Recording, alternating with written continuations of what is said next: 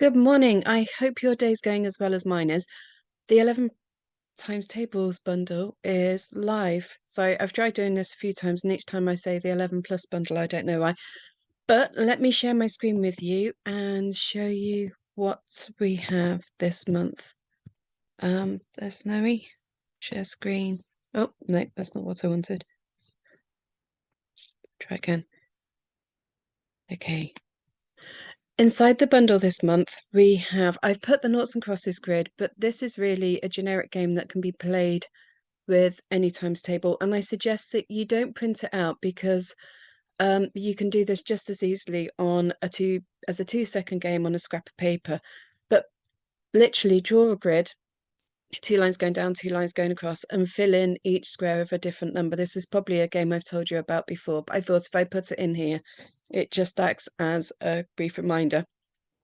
So draw your grid, pop the numbers in, and because we're multiplying by 11 this month, I chose the 11 times table because it's one of the easier ones to learn, which then when you come across the other times tables and you get, say, for example, you're practicing the 8 times table, when you come to the easy ones, the 10s, the 11s, the 2s, the 5s, your child's already conquered those ones, so it makes it a whole lot easier. And so I thought I'd put this in as a simple one, but also because we turned 11 this month, it seemed appropriate to do the 11 times table. So with the noughts and crosses game, what you do is one of you will be noughts, one of you will be crosses, and you play noughts and crosses in the traditional way, except this time, before you can claim your square, you have to multiply the number written there by 2. So the goal is to get a line of 3 before the other person does, but also reinforce the 11 times table at the same time. So for example, I'll go here, 4 times 11 is 44, and then you'll go 8 times 11, which you'll tell me is 88. Yep, brilliant. Okay, I'll go 5 times 11, 55. You'll go 9 times 11 is 99, and I'll go 77 to stop you. And then you didn't see that I did that. So you'll go 11 times 11 is 121. And I'll go, yay, beat you. 3 times 11 is 33. And that's probably the only time I ever win at noughts and crosses. But there you go. So that game is so quick and easy. It can be done in 2 minutes while the kettle's boiling or something like that. It takes no preparation and it's really good fun.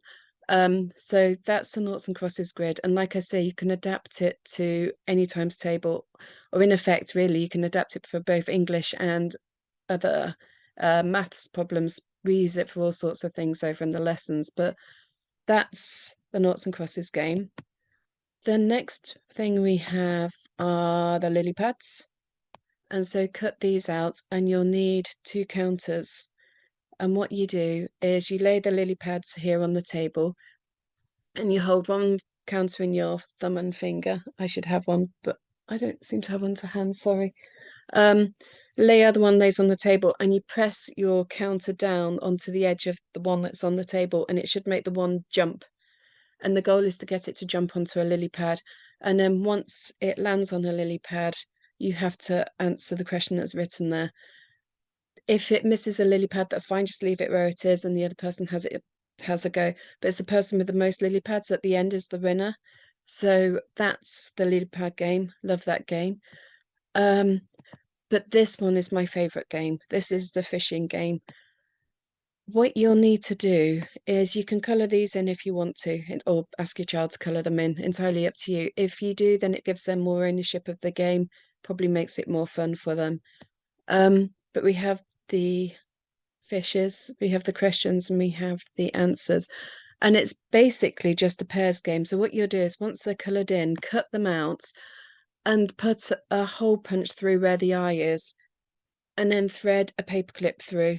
Okay, you may want to print it onto quite thick paper if you can, or what you could also do is print it onto normal paper, but then stick it onto a coloured piece of paper. One colour for the questions, one colour for the answers. And then you make yourself a fishing rod, which I normally just use an old pen, and then I'll put a piece of string, attach it to one end of the pen, and then sellotape a magnet to the other end. And you scatter all the fish on the floor face down, and you take it in turns to pick up 2 fish. And if the fish you pick up are a corresponding question and answer, you keep them and have another go. If they're not, you put them back down. And I was talking to someone about this the other day, so going off subject slightly. Years ago, I played this game with a lad, and it was a really nice day. So we were out in his garden during the lesson, and he must have only been very young at the time. And so he'd got his paddling pool out, and the logic of a 5, 6 year old or whatever he was that fish belong in water. So all my fishes ended up in his paddling pool. And don't know how many years ago that was, but he's now doing his GCSEs, and his mum got in touch about a year ago and said, would I be able to help again? And every time I see him, I think of my fishing game ending up in his paddling pool. But so one word of advice, although they are fish, don't put them in the paddling pool because they turn to mush. But that's the fishing game. That's always been one of my favorites. Love it. And as the other games, the person with the most at the end is the winner. The next game is, oh, apparently I don't have permission to save this. Snakes and ladders. So you both put your counter on the starting map point. The Clara James tutoring is literally just there as a space filler. You don't do anything, well, you do, they're at the bottom of the ladder, so you just go up the ladders on those squares. So you move around the board with the role of the space dictating how far you go. Let's make that bigger so you can see it. If you land on the foot of a ladder or Clara James tutoring side, you go up the ladder. If you land on the head of a snake, you go down the snake. And the person who gets to the finished space first is the winner. I play it with one lad, and he suggests that if, say, I'm here, and let me grab a pen again, I'm here, and then you come along and you land here while I'm already here, I would have to go back to the beginning game, which means you get more practice in, but it also makes it a long game. So if you do it like that, just be aware of how long the game's going to end up lasting you. And then finally, we have a word search. So hidden in here, we have all the answers to the question, to the 11 times table. So what you would do, let me just see if I can find one. Yep, 11 times 6 is 66. So here we have SIXTY, 66. And that would be it. So basically, they're all in here. The 10 times 11 is split into two places. So we've got 100 there. And 20 is somewhere up 10. What am I doing? 10 times 11, 110 is somewhere else in here. I can't see it right now. Can't see it. But they should all be in there.